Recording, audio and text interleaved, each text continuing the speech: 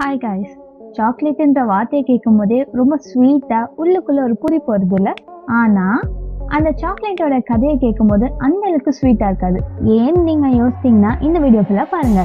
இந்த சாக்லேட் முறையா 1900 BCEல தான் கண்டுபிடிச்சிருக்காங்க. அது எந்த இடம்னா மெசோ அமெரிக்கா. அங்க ஆஸ்டெக்ன்ற ஒரு பழங்குடி மக்கள் தான் இருக்காங்க. அவங்க இடத்துல மட்டுமே இருக்க அந்த கோகோ ட்ரீல இருந்து அந்த கொட்டையை எடுப்பாங்க. அந்த கோகோ கொட்டையெல்லாம் நல்லா காய வச்சுட்டு நெக்ஸ்ட் அம்மியில போட்டு நல்லா அரைப்பாங்க. அதுக்கப்புறம் அது கூட கொஞ்சம் கார்ன் மீல் அப்புறம் மிளகாவா சேர்ப்பாங்களாம். எது மிளகாவா? அப்புறம் எப்படி இது சாக்லேட்டா இருக்கும் நீங்க யோசிக்கிறீங்களா? இந்த ஆஸ்டெக் பழங்குடி மக்கள்லாம் இது ஒரு சாக்லேட்டா சாப்பிடல, இது ஒரு ட்ரிங்கா சாப்பிட்றாங்க. அது மட்டும் இல்லாம இந்த கோகோ பீனை சாதாரண மக்களுக்கு எல்லாம் கொடுக்க மாட்டாங்களாம். யாராச்சும் பெரிய சாகசம் பண்றவங்க இல்லைன்னா போர்ல வின் பண்றவங்களுக்கு அவங்களுக்கு தான் இந்த கோகோ பீனை கொடுப்பாங்களாம். அதுக்கப்புறம் 1519ல ஸ்பெயின்ல இருந்து ஹெர்னன் கோர்டஸ் அப்படின்ற ஒருத்தர் இந்த ஆஸ்டெக் பழங்குடி மக்களை போய் சந்திக்கிறாரு. இங்க வந்தவர் நிறைய கோகோ பீனை அவருடைய நாட்டுக்கு கொண்டு போறாரு. ஸ்பெயின் நாட்டில் யாருக்காச்சும் வயிறு வலி இருந்தால் கோகோ பீனை தான் கொடுப்பாங்களாம். அதுக்கப்புறம் 1828 அப்போ கோகோ ப்ளஸ்ன்ற ஒரு விஷயத்த கண்டுபிடிக்கிறாங்க. அதை வச்சு கோகோ பவுடரை தயாரிக்கிறாங்க. அப்புறம் சுவிட்சர்லாண்டை சேர்ந்த ஒருத்தர் 1875ல ஒரு மிஷினை கண்டுபிடிக்கிறாரு.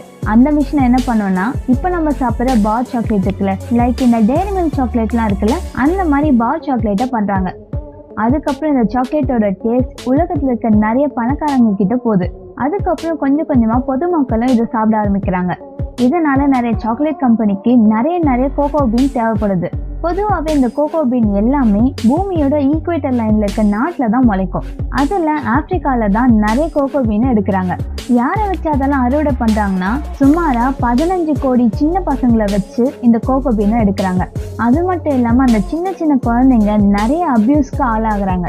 இதெல்லாம் முடிஞ்சதுக்கு அப்புறம் தான் ஒரு கம்பெனிக்கு போய் அதுக்கப்புறம் ஒரு சாக்லேட்டா நம்ம கிட்ட வருது. நம்ம சாப்பிட்ற ஒவ்வொரு சாக்லேட்டுக்கு பின்னாடியும் ஒரு சின்ன குழந்தையோட நிறைய கஷ்டம் இருக்கு. வெல் கைஸ், இந்த வீடியோ உங்களுக்கு இன்ட்ரெஸ்டிங்காக இருந்திருக்கும்னு நினைக்கிறேன். நான் உங்களை நெக்ஸ்ட் வீடியோ சந்திக்கிறேன். டாடா பாய்.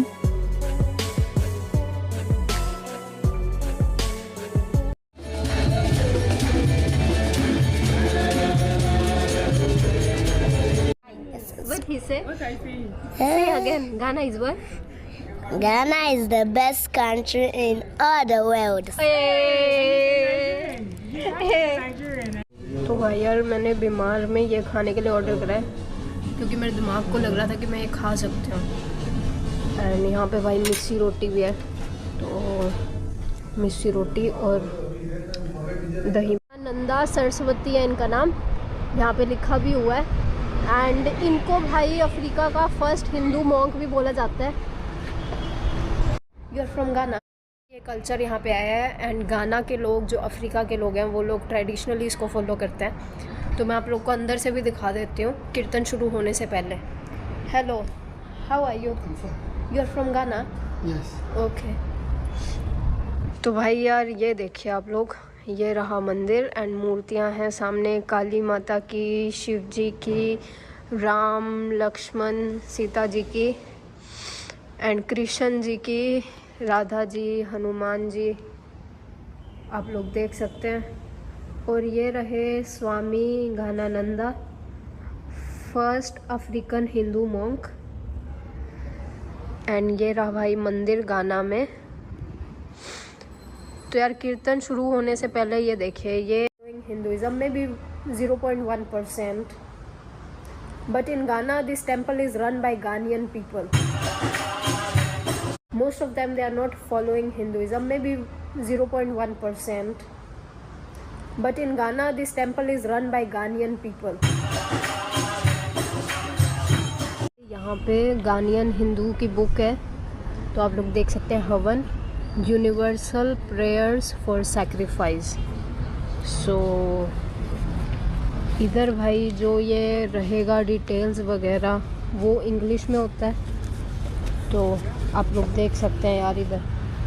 तो मैं पूछ रही थी कि यार ये लोग हिंदी नहीं बोलते हैं, संस्कृत नहीं बोलते हैं, तो इन्हें मंत्र वगैरह कैसे याद रहते हैं? तो जो ये मंत्र लिखे होते हैं वो भाई इंग्लिश में लिखे हुए हैं, तो ये लोग इंग्लिश में पढ़ के फिर इसको प्रोनाउंस करके याद रखते हैं.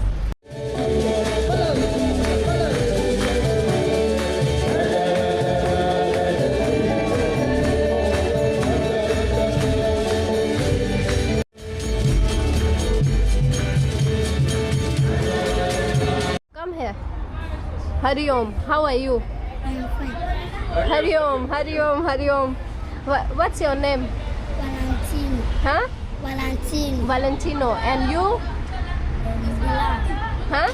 Bilal. Bilal. Okay. I could come there. He's here to give a small talk for us. Let's welcome him. Thank you so much. Guys, I'm in Ghana in temple and these are kids here. Very energetic.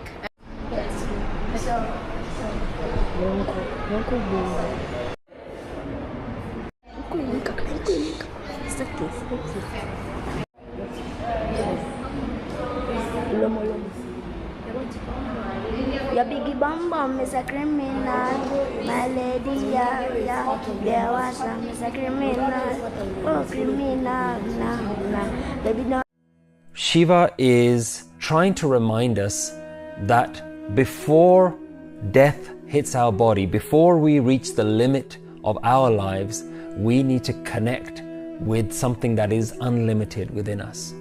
The iconography of Shiva is very interesting. You see Shiva as someone who has a snake coiled around its neck, and his skin is always this blue color because his skin is covered in ashes. And all of those represent something for us to learn. Shiva really reminds us that death is always around our necks, and at any time the snake of death can bite. And the blue skin that is covered in ash represents that everything that you know and everyone is eventually going to turn to dust. Everything that we experience in our life isn't going to last forever. He is trying to remind us that before death hits our body, before we reach the limit of our lives, we need to connect with something that is unlimited within us.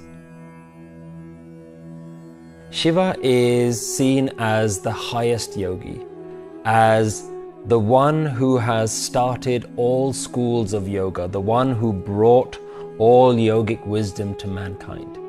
And he's not just a yogi. He is a yogi and a family man at the same time. He has a partner and he has children. And his partner is called Parvati or Shakti. There's a beautiful line from Guru Nanak Dev Ji, Jeh dekha teh rav rahe Shiv Shakti ka mel.